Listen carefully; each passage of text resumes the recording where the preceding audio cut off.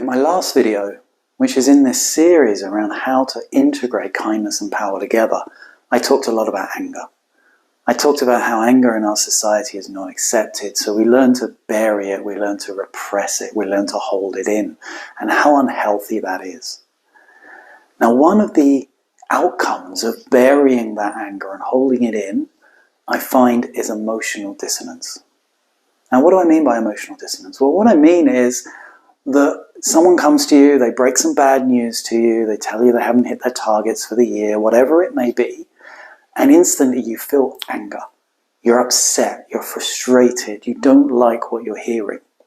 But because you're in a culture where anger isn't accepted and you're afraid to show that anger, you bury it, you repress it, and you say, yeah, I'm disappointed, but I understand.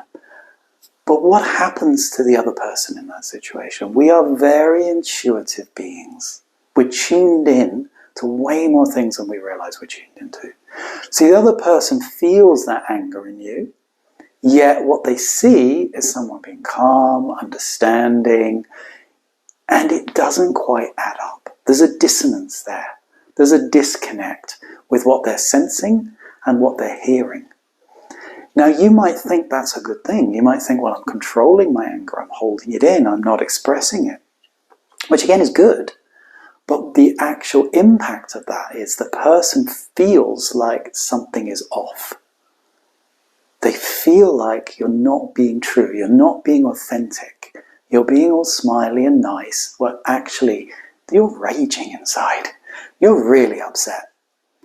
Now, the interesting thing is, and this goes really into the neuroscience of our biology and our nervous system, that actually scares people way more than actually being angry.